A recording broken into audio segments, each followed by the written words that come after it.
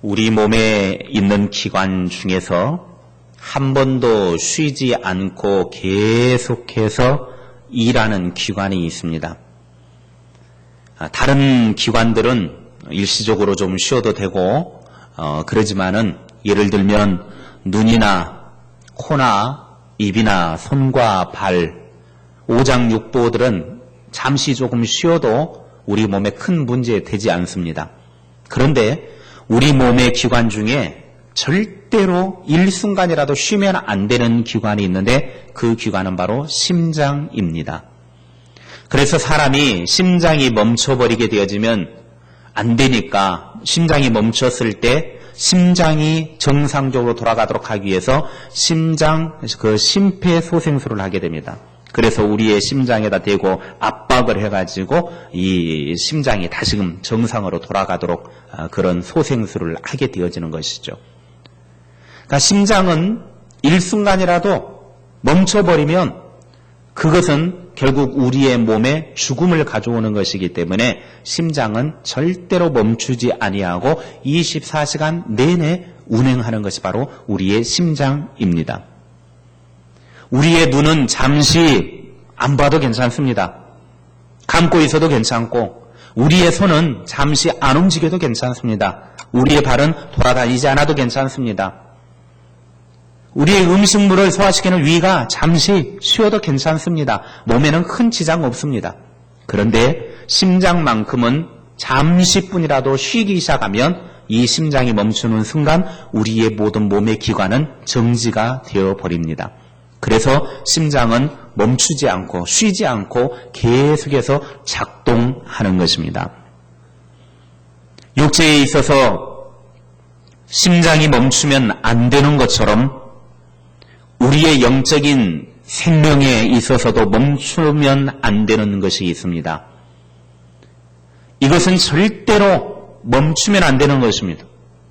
잠시 헌신하는 일, 봉사하는 일, 하나님 앞에 예배하는 일 잠시 쉴 수는 있습니다.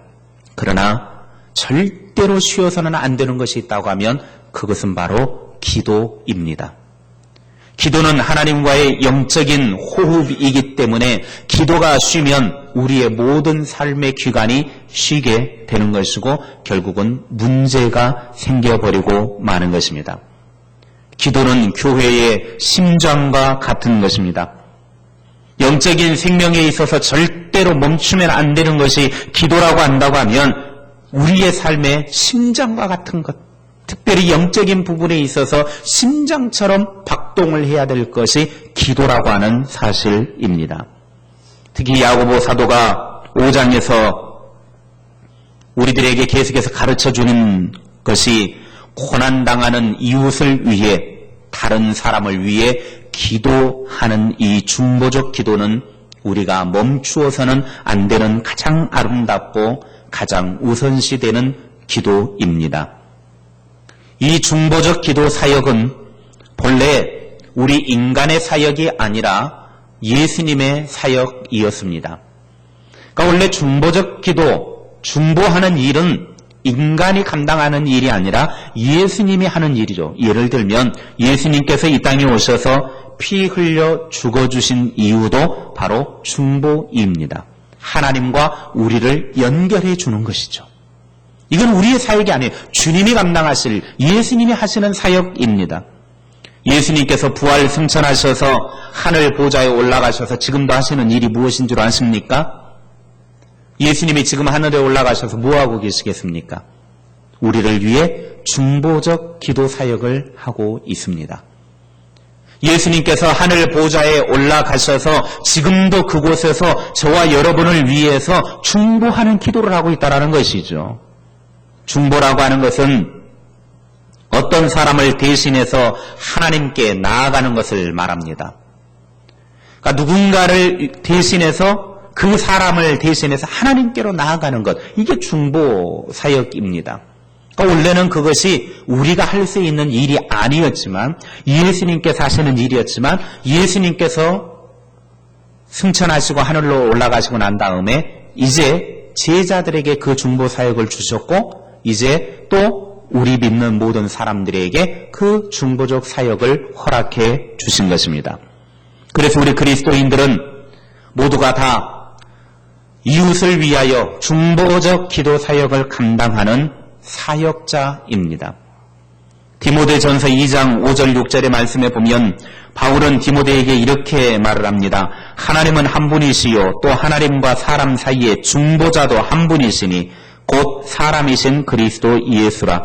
그가 모든 사람을 위하여 자기를 대속물로 주셨으니 기약이 이르러 주신 증거니라. 하나님께 나아가는 중보자는 유일하신 예수님뿐이라는 것이죠. 그런데 그 예수님께서 이제 하늘로 올라가시고 나면서 남을 위한 중보자로서의 그런 기도하는 일을 제자들과 우리 모두에게 허락하였다는 것입니다. 그래서 우리 모두는 이 땅에 예수님께서 우리에게 허락하여 주신 중보적 기도를 감당하는 사역자입니다.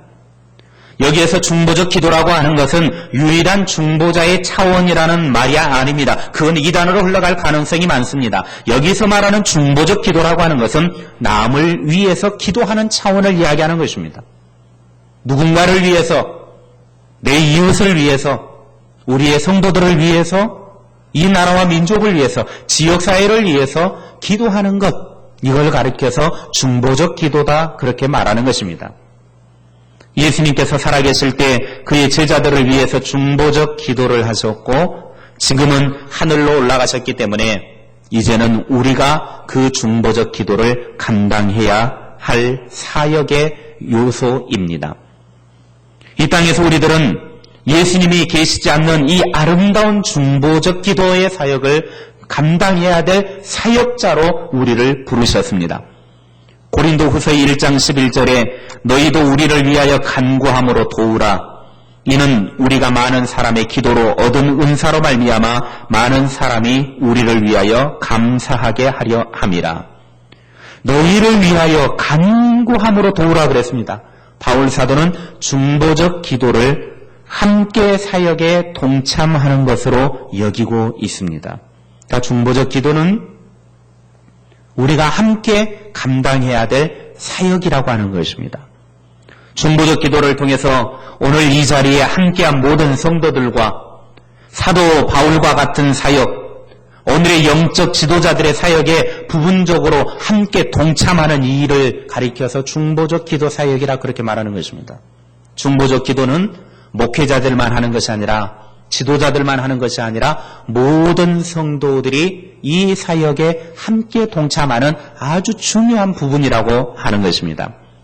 원래 예수님께서 우리들에게 서로 기도하라, 중보적 기도를 하라 요청하신 것은 이제 예수님께서 우리들을 그 고귀한 사역인 예수님의 원래 속하였던 그 고귀한 사역에 우리를 동참시키는 것입니다. 그러니까 예수님이 하시는 일에 우리들을 함께 동참시켜서 우리도 그 일을 하도록 한 것입니다. 그래서 예수님이 하신 중보적 기도를 하는 것은 예수님의 일에 우리가 함께 동참하는 것입니다. 그래서 우리들은 할 수만 있거든 중보적 기도를 힘써서 해야 합니다. 하나님 앞에 원대한 꿈을 갖고 다른 사람을 위하여, 물론 나를 위하여서 기도하지만 이 중보적 기도라고 하는 것은 어디까지나 다른 사람을 위한 것입니다. 사회와 우리의 지역과 이 나라와 온 세계 열방을 품고 기도하는 것입니다.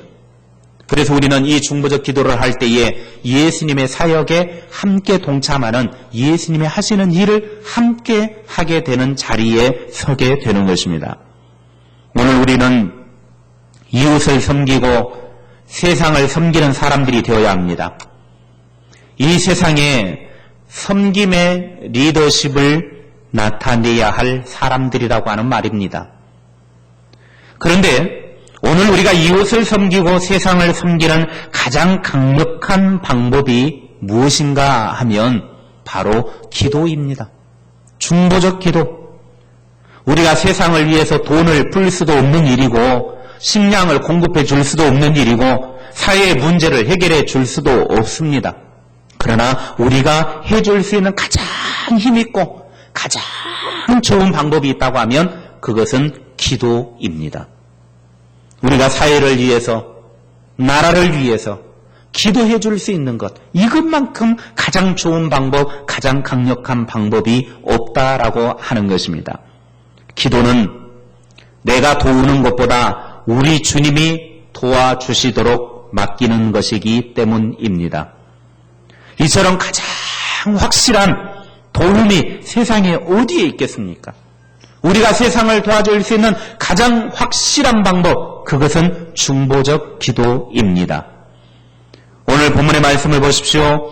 5장 16절 말씀에 그러므로 너희 죄를 서로 고백하며 병이 낫기를 위하여 서로 기도하라. 의인의 간구는 역사하는 힘이 큼이니라.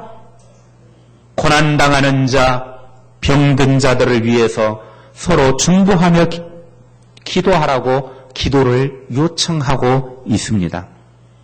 이웃을 위해서 서로가 중보적 기도를 감당해야 한다라고 하는 것을 분명하게 밝히고 있습니다. 쉬게 되면 우리는 죽게 되어지는 이 기도의 사역, 특별히 이웃을 위한 기도 사역은 모두를 살게 하는 힘이 있습니다. 죽지 않기 위해서 쉼없이 기도해야 합니다. 그럼 누가 기도해야 합니까? 13절 말씀을 보십시오. 너희 중에 고난당하는 자가 있느냐? 그는 기도할 것이요. 이 말씀을 보면 야고보 사도는 이 글을 읽고 또 이 글을 대하는 청중들에게 중요한 질문 하나를 던지고 있습니다. 어떤 질문입니까? 너희 중에 고난당하는 자가 있느냐? 고난당하는 자가 있느냐? 무슨 말입니까? 고난당하는 사람은 기도하라라는 것입니다. 누구든지 고난당하는 사람이 있으면 그 고난 속에서 기도해라. 여러분, 이 질문 앞에서 아니요라고 말할 수 있는 사람이 누가 있겠습니까? 고난당하는 자가 있느냐? 아니요, 저는 고난 없습니다.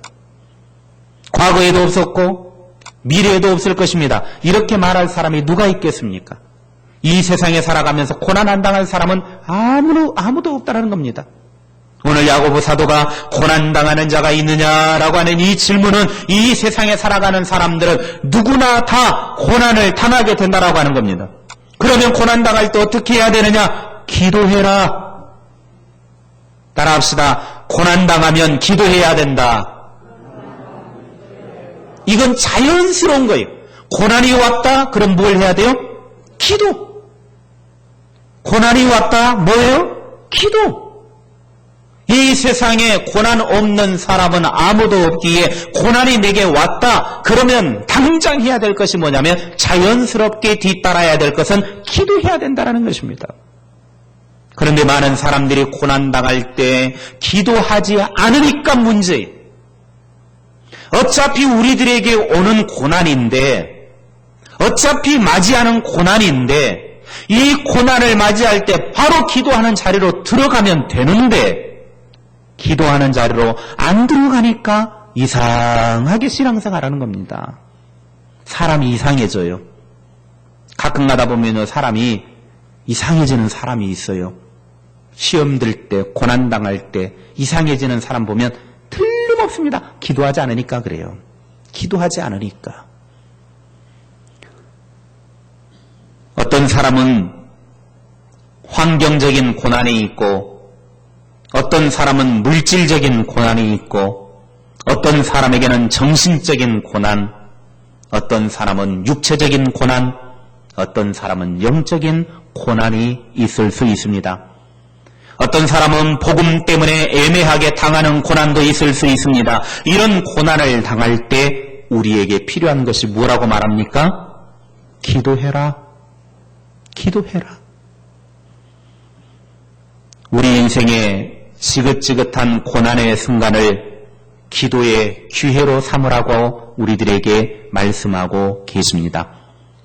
우리의 삶에 평강과 기쁨이 있을 때 찬송하고 기도해야 되지만, 찬송의 기회로 만들어야 되지만, 우리에게 고난이 다가왔을 때에는 기도할 수 있는 기회로 만들어라라고 하는 것입니다. 그리고 내가 평안이 넘쳐났을 때, 기쁨이 있을 때, 감사한 일이 있을 때, 내 이웃의 고난 가운데 있는 사람들을 보고 그들을 위해서 중보적인 기도의 사명을 감당하는 기회로 삼으라고 우리들에게 말씀하고 계십니다. 오늘 여러분이 고난이 오고 어려움이 오고 만사가 내 마음대로 안 될 때 어떻게 반응하십니까? 고난에 대처하는 자세가 어떠하느냐에 따라서 우리의 신앙의 모습을 점검해 볼 수 있습니다. 나에게 고난이 왔을 때 그 고난을 어떻게 대하느냐, 그 고난을 어떻게 대처하느냐, 우리의 신앙의 인격이 얼마나 성숙한지 체크해 볼 수 있는 시간입니다.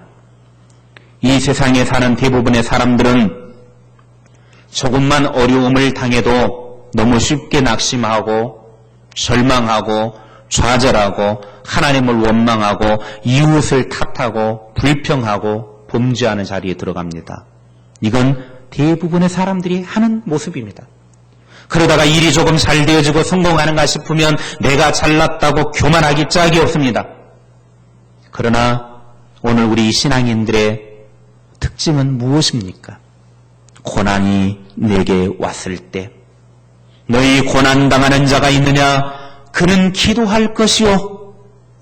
우리에게 고난이 왔을 때 우리는 무조건 기도하는 것입니다. 인간의 힘으로 할 수 없는 최고의 영광스러운 일이 있다고 하면 그것은 바로 기도와 찬양입니다. 우리가 하나님 앞에 할 수 있는 가장 영광스러운 일, 그거는 우리 나와 같은 죄인이 하나님 앞에 찬양하고 하나님 앞에 기도할 수 있다라고 하는 거예요.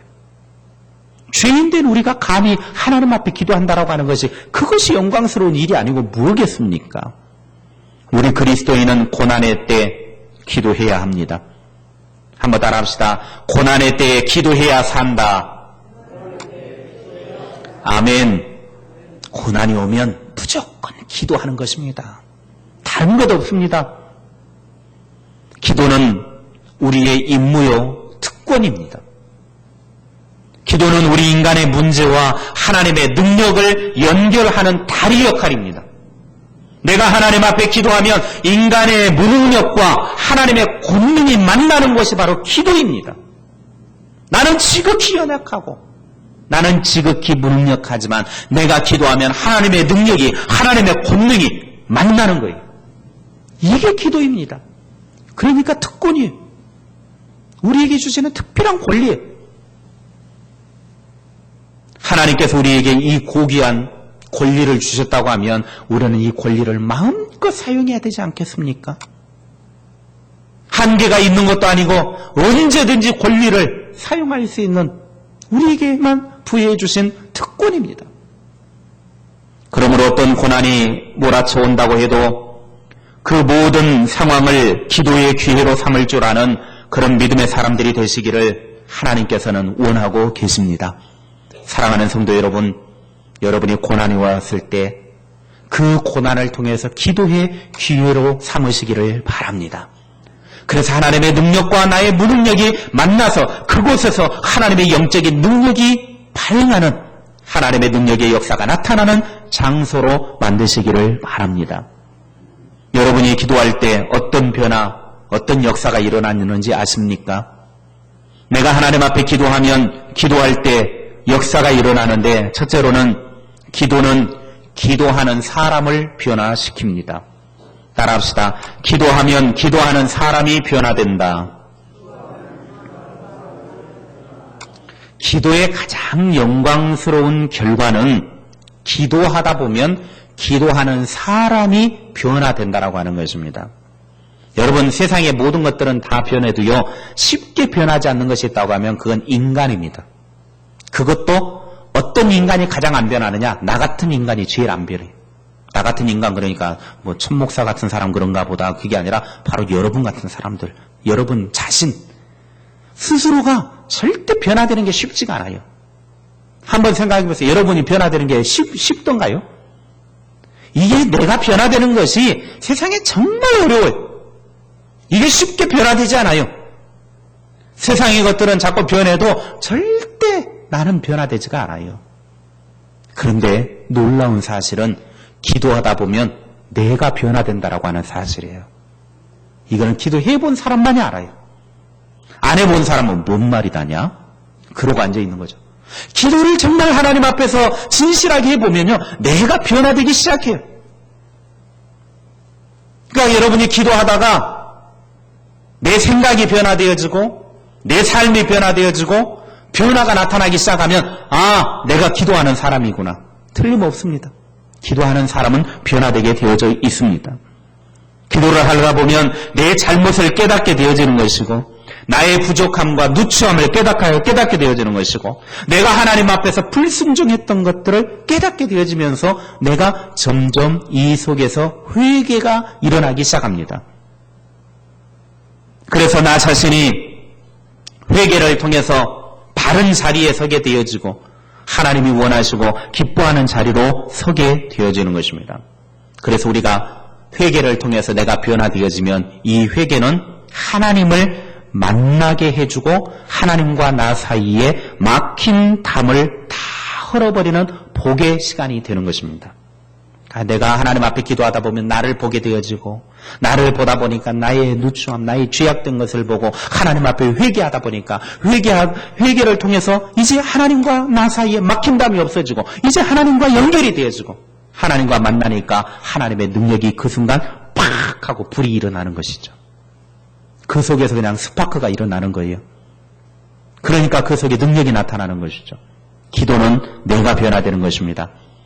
회개하며 기도할 때 하늘문이 열리게 될 줄로 믿으시기 바랍니다. 그렇기 때문에 우리는 기도해야 합니다. 하늘문이 활짝 열리기를 소망하십니까? 기도의 자리에 들어가시기 바랍니다. 둘째로 기도는 환경을 변화시켜 줍니다. 따라합시다. 기도는 환경을 변화시켜 준다. 우리가 기도하면 하나님께서는 우리의 문제를 변화시켜 주시기도 합니다. 기도는 내가 해결할 수 없는 문제를 전능하신 하나님의 손에 맡기는 행위입니다. 그렇다고 내가 할 수 있는 일까지 하나님께 맡기라고 하는 말이 아닙니다. 내가 할 수 있는 일은 내가 최선의 노력을 다해서 해야 합니다. 그러나 내 범위 밖에 있는 것, 내 능력 밖에 있는 것, 내가 할 수 없는 일에 대해서는 하나님께 맡기는 것, 이게 기도입니다. 인간의 힘으로 아무것도 할 수 없는 바로 그 순간에 하나님께 드리는 기도는 전능하신 하나님의 손이 나를 향해 역사할 수 있도록 만들어 주는 것입니다. 예를 들면 이스라엘 백성들이 애굽에서 탈출을 하여서 이제 하나님이 약속하신 땅을 향하여 행전을 하는데 앞에는 홍해바다 있고 뒤에는 애굽의 군사들이 출격해 옵니다. 이 상황에서는 이스라엘 백성들이나 모세나 그들이 할 수 있는 일은 아무것도 없었습니다. 그래서 모세가 하나님 앞에 기도하는 것이죠. 하나님, 앞으로 갈 수도 없고 뒤로 갈 수도 없고 좌우로도 갈 수 없는 이 환경과 상황 속에 놓여 있는데 하나님 어떻게 하면 좋겠습니까? 그때 하나님이 말씀하시잖아요. 오늘 너희가 본 이 애굽의 군사들 더 이상 한 명도 보지 못하게 될 것이다. 만약에 우리가 전쟁을 할 수 있는 힘이 있다든지 무기가 있다든지 그러면 가서 싸우면 되는 거예요. 그런데 지금 이스라엘 백성들은 전쟁을 한다든지 홍해를 건널 만한 배가 있다든지 이런 것이 아무것도 없어요. 그들의 힘으로는 더 이상 앞으로도 못 가고 뒤로도 못 가는 절체절명의 순간에 놓이게 되어졌습니다. 이 순간에 하나님 앞에 기도하니까 하나님이 역사하셔서 삶의 환경을 변화시켜 주시고 문제를 해결해 주시더라고 하는 것입니다. 그러므로 우리가 내 힘으로 어찌할 수 없을 그때 하나님 앞에 모든 걸 맡기고 기도하면 하나님께서는 변화시켜 주십니다. 셋째로 기도는 문제를 해결할 수 있는 능력을 나에게 부여해 주십니다. 따라합시다. 기도는 문제 해결 능력을 주신다. 지난주일 낮예배 시간에도 잠깐 말씀을 드렸듯이 사람이 물에 빠져 죽는 것은 물이 깊어서 빠져 죽는 것이 아니라고 그랬습니다. 수영을 못해서 죽는다고 그랬어요. 사람들이 문제 속에 빠져 죽는 이유도 문제가 크기 때문에 문제 속에서 허우적거리는 것이 아닙니다. 나를 변화시키는 기도가 없기 때문입니다. 나를 변화시키는 기도만 있다고 하면 문제는 더 이상 문제가 되지 않습니다. 문제를 뛰어넘는 힘이 생겨나는 것입니다. 그러므로 어떤 문제가 생겼을 때 어려운 문제가 문제가 아니라 그것을 풀 수 있는 실력이 있느냐 없느냐라고 하는 것이 문제입니다. 여러분, 우리의 몸이 지금은 건강하잖아요. 내 몸이 튼튼할 때는요, 몸의 영양분이 충분하고 피곤하지 않고 몸이 건강하면 어떤 바이러스가 우리를 공격해와도 우리가 쓰러지지 않습니다. 내 몸 안에 든든한 힘이 있기 때문에 어떤 바이러스가 나를 침투해와도 그걸 이겨낼 수 있는 거예요. 우리 몸 안에는 수십 개, 수백 개의 암덩어리들이 계속 존재하고 있다고 그러잖아요. 구석구석에. 그러니까 어떤 특정한 사람만이 있는 것이 아니라 모든 사람들이 몸에 암덩어리들은 갖고 있대요. 그런데 이 작은 암덩어리들이 어느 순간 내 몸의 기능이 약해지고 어느 한쪽 기관이 잘 순환이 안 된다거나 문제가 생겨지면 그쪽 부분에서 이제 암덩어리가 막 커져버리는 거죠. 그러니까 내가 건강할 때는 암도 잠잠하게 있지만 내가 건강을 잃고 힘이 없으면 이 속에 있는 것들이 막 올라오는 거예요. 그리고 외부로부터 오는 바이러스들도 이겨내지 못하는 거예요. 문제는 나에게 이것을 이겨낼 수 있는 힘이 있느냐 없느냐의 문제. 아무리 큰 놈이 오든 작은 놈이 오든 그건 중요하지 않습니다. 내가 그걸 감당할 수 있는 힘이 있느냐 없느냐 하는 것입니다. 우리가 하나님 앞에서도 마찬가지입니다. 우리의 기도의 어떤 그런 자리에 들어가는 사람들은 내가 하나님 앞에 기도하러 들어가면 하나님께서는 우리로 하여금 어떤 어려움과 문제와 고난 속에서도 우리로 하여금 이겨낼 수 있는 능력을 허락해 주시는 겁니다. 그러므로 기도를 통하여서 삶의 문제들을 해결하는 능력을 받을 수 있기를 바랍니다. 하나님 앞에 기도할 때 하나님 문제를 없애주십시오라고 기도해서는 안 됩니다. 문제를 없애줄 것 같으면 하나님이 처음부터 문제를 주지를 않죠. 그런데 그런 하나님 앞에 문제를 주시는 하나님 앞에 시련을 주시는 하나님 앞에 없애달라고 하면 그게 말이 되는 겁니까? 그렇게 기도해서 될 것이 아니라 하나님 이 시련을 이 문제를 넉넉히 이겨낼 수 있는 능력을 주십시오. 그렇게 기도해야죠. 그러면서 우리가 그거 이겨내는 기쁨도 있잖아요. 그거 이겨내는 승리하는 그 기분이 있잖아요. 짜릿한 기분이 있잖아요. 어차피 나에게 오는 문제, 어차피 나에게 있는 시련, 이 모든 것들을 없애달라고 할 것이 아니라 있는 그것을 하나님 앞에 기도하여 문제를 해결하는 승리자의 기쁨을 누리는 하나님의 사람들이 되시기를 바랍니다. 기도하기를 쉬면 죽지만 기도하기를 계속하되 특히 이웃을 위한 중보적 기도의 위력이 얼마나 대단한지를 알아야 합니다. 16절 말씀을 보십시오. 그러므로 너희 죄를 서로 고백하며 병이 낫기를 위하여 서로 기도하라. 의인의 간구는 역사하는 힘이 큼이니라. 기도에는 엄청난 능력이 있습니다. 우리가 상상할 수 없는 능력이 나타납니다. 이 엄청난 기도의 능력을 나를 위해 사용할 줄 아는 것은 좋은 일입니다. 그런데 어마어마한 이 엄청난 능력이 있는데 이걸 나만 위해서 사용해서는 안 되잖아요. 예를 들면 수력발전소가 있고 화력발전소가 있고 원자력발전소가 있어서 어마어마한 막 전기를 이제 공장도 막 가동시키는 이런 전기를 이제 뿜어내고 있는데 전봇대 하나 세워놓고 전기줄을 하나 뽑아다가 우리 집에만 꼽아놓고 쓰면은 그 어마어마한 전력을 낭비잖아요. 우리는 어마어마한 이런 전력과 같은 능력을 가지고 있습니다. 이것을 나만 위해서 사용해서는 안 됩니다. 하나님이 우리에게 허락하여 주신 이 어마어마한 능력을 나의 가정과 내 자신만을 위한 것이 아니라 내 이웃과 지역과 나라와 민족과 온 세계 열방을 위하여 사용할 때 기도의 엄청난 능력을 맛보아 알게 될 줄로 믿습니다. 우리의 주변에 가난한 사람들, 고난당하는 사람들, 병든 사람들, 여러 가지 문제를 끌어안고 신음하는 사람들에게 그 엄청난 중보적 기도의 능력이 흘러들어가게 만들어야 할 책임이 저와 여러분에게 있습니다.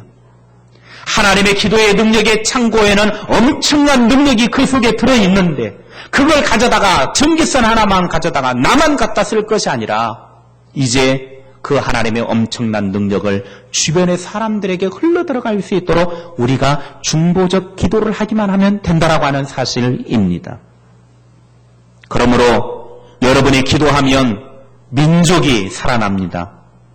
여러분이 기도하면 가정이 살아납니다. 여러분이 기도하면 교회가 살아납니다.